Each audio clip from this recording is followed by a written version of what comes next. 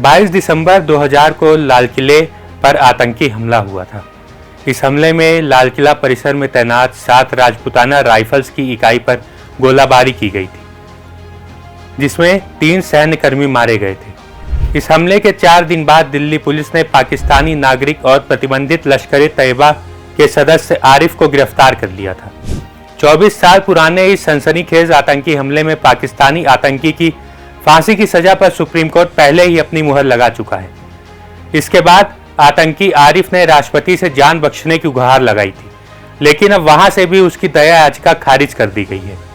लेकिन कुछ विशेषज्ञों का मानना है कि आरिफ के पास अभी भी कुछ विकल्प मौजूद हैं, जिसकी वजह से उसे कुछ राहत मिल सकती है। वह क्या है, यह आज हम इस वीडियो में जानने की कोशिश करेंगे।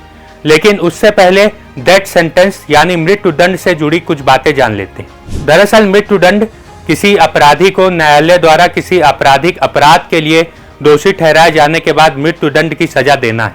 यह किसी अभियुक्त को दी जाने वाली सबसे बड़ी सजा है। आमतौर पर यह हत्या, बलात्कार, देशद्रोह आदि जैसे अत्यंत गंभीर मामलों में दी जाती है। मृत्युदंड को बुरे अपराधों के लिए सबसे उपयुक्त और प्रभावी सजा माना जाता है। हालांकि जो लोग इसका विरोध करते हैं वे इसे अमानवीय मानते हैं, इसलिए मृत्युदंड की नैतिकता पर अक्सर बहस होती रहती है।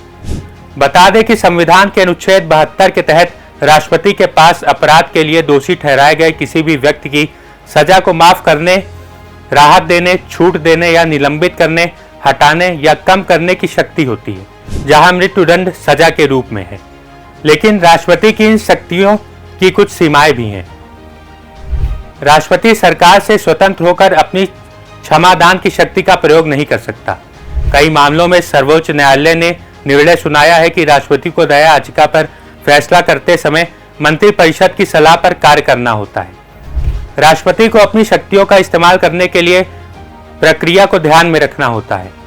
राष्ट्रपति कैबिनेट की सलाह के लिए दया याचिका को गृह मंत्रालय को भेजते हैं।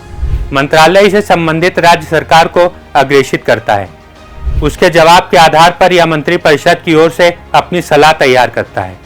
हालांकि राष्ट्रपति मंत्रिमंडल से सलाह लेने के लिए बाध्य है। अनुच्छेद 74 के क्लॉज 1 के तहत उसे एक बार पुनर्विचार के लिए इसे वापस करने का अधिकार होता है।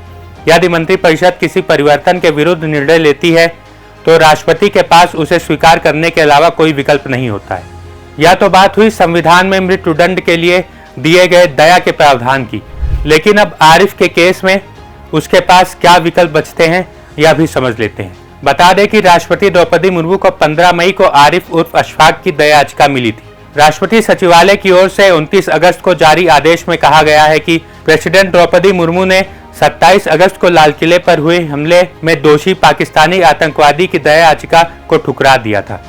ऐसे में सवाल उठता है कि पाकिस्तानी आतंकवादी आरिफ के पास कोई कानूनी विकल्प बचा है।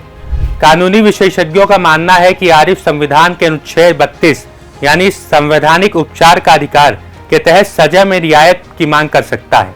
वह मौत की सजा पर अमल में अत्यधिक देरी को आधार बनाते हुए याचिका दायर कर सकता है। संविधान का अनुच्छेद 32 एक मौलिक अधिकार है जो भारत के प्रत्येक नागरिक को संविधान द्वारा मान्यता प्राप्त अन्य मौलिक अधिकारों को लागू कराने के लिए सर्वोच्च न्यायालय के समक्ष याचिका दायर करने का अधिकार देता है।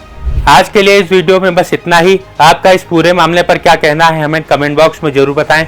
हम फिर मिलेंगे एक नई जानकारी के साथ। तब तक के लिए मुझे दीजिए इजाजत। नमस्कार।